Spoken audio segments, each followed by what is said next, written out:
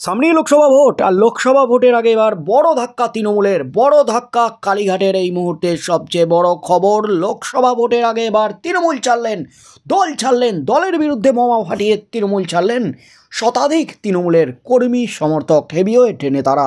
তাতেই কিন্তু হুলস্থুল একেবারে, রাজ্য রাজনীতি চরম অস্বস্তিতে মমতা ব্যানার্জি। এই মুহূর্তের সবচেয়ে বড় খবর, লোকসভা নির্বাচনের আগে তৃণমূল ও সিপিএমের সংখ্যালঘু ভোটে থাবা বসালো বিজেপি।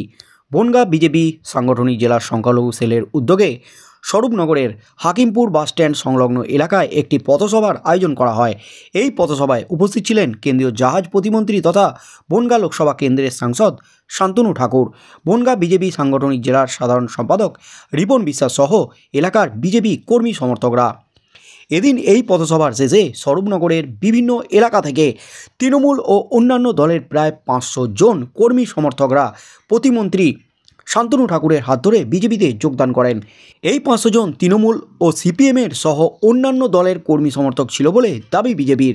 বিজেপি নেতৃত্বের দাবি, যারা যোগদান করেন তারা সবাই সংখ্যালঘু। লোকসভা নির্বাচনের আগে এভাবে বিজেপিতে যোগদান করায় এলাকার বিজেপির সংগঠন সমৃদ্ধ হবে বলে দাবি বিজেপির। তৃণমূল ছেড়ে বিজেপিতে যোগদানকারী শফিকুল বিশ্বাস বলেন, তৃণমূলের অত্যাচার ও দুর্নীতির বিরুদ্ধে রুখে দাঁড়ানোর জন্য আমরা আজ তৃণমূল ছেড়ে বিজেপিতে যোগদান করলাম। কেন্দ্রীয় মন্ত্রী শান্তনু ঠাকুর বলেন, মানুষের মতিভ্রম কেটেছে, তাই তৃণমূল ছেড়ে বিজেপিতে আসছে মানুষ। বনগাঁ সাংগঠনিক জেলা তৃণমূল সহ সভাপতি রমেন সর্দার বলেন, হাকিমপুর সীমান্ত এলাকায় বিজেপির কোনো সংগঠন নেই। যারা গত পঞ্চায়েত ইলেকশনে বিজেপি করেছিল তারাই আজ বিজেপিতে যোগ দিয়েছে বলে শুনেছি। তার মধ্যেই কিন্তু হুলস্থুল রাজ্য রাজনীতি। 500 জন কর্মী সমর্থক তৃণমূল ও সিপিএমের, তারা কিন্তু রীতিমতো বোমা ফাটিয়ে, তৃণমূলের বিরুদ্ধে বোমা ফাটিয়ে বিজেপিতে যোগদান করলেন। লোকসভা ভোটের আগে কিন্তু বড় ধাক্কা তৃণমূলের, চরম অস্বস্তিতে কালীঘাট। শুধুমাত্র তৃণমূলই ছাড়লেন না, তৃণমূলের বিরুদ্ধে রীতিমতো বোমা ফাটিয়ে দিলেন তৃণমূল নেতারা।